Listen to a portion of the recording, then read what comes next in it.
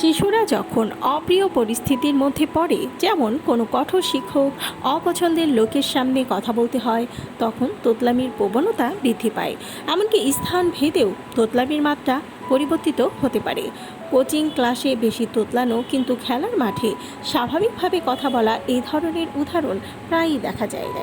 শিশু বয়সে একাধিক ভাষা শেখার চেষ্টা করাও কিন্তু তোতলামিরই একটি কারণ হতে পারে। যখন শিশুকে একাধিক ভাষার মধ্যে ভারসাম্য বজায় রাখতে হয়, যেমন বাড়িতে বাংলা, স্কুলে ইংরেজি এবং অন্য কোনো স্থানে হিন্দি, তখন ভাষাগত বিভ্রান্তি দেখা দিতে পারে, যা তোতলামির সৃষ্টি করে।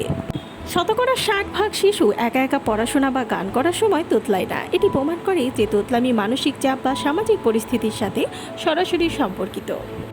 ডানহাতি শিশুরা যখন স্বাভাবিকভাবে কথা বলে, তখন তাদের মস্তিষ্কের বাম দিকের বাককেন্দ্র বেশি সক্রিয় থাকে, কিন্তু যখন তারা তোতলায়, তখন মস্তিষ্কের ডান দিকের বাককেন্দ্র সক্রিয় হয়ে ওঠে। বিজ্ঞানীরা মনে করেন এই দুই কেন্দ্রের টানাপোড়েনই তোতলামির মূল কারণ। তবে শিশুর তোতলামির সমস্যা সমাধানে পরিবার এবং শিক্ষকদের ভূমিকা রয়েছে। শিশুর সামনে কখনোই অস্বাভাবিক আচরণ করবেন না। তাকে ব্যঙ্গ বা শাস্তি দেওয়ার বদলে তার আত্মবিশ্বাস বাড়াতে হবে। শিশু কথা বলতে গিয়ে আটকে গেলে তাকে উৎসাহিত করুন তার কথা শেষ করতে, তবে তাকে চাপ দেবেন না।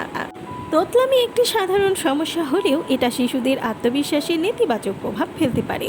সঠিক পরিচর্যা এবং সমর্থনের মাধ্যমে শিশুদের এই সমস্যা কাটিয়ে ওঠা সম্ভব। শিশুদের মানসিক এবং শারীরিক সুস্থতা নিশ্চিত করতে তাদের কথা বলার সমস্যা নিয়ে সচেতন থাকা এবং সহানুভূতিশীল আচরণ করা উচিত।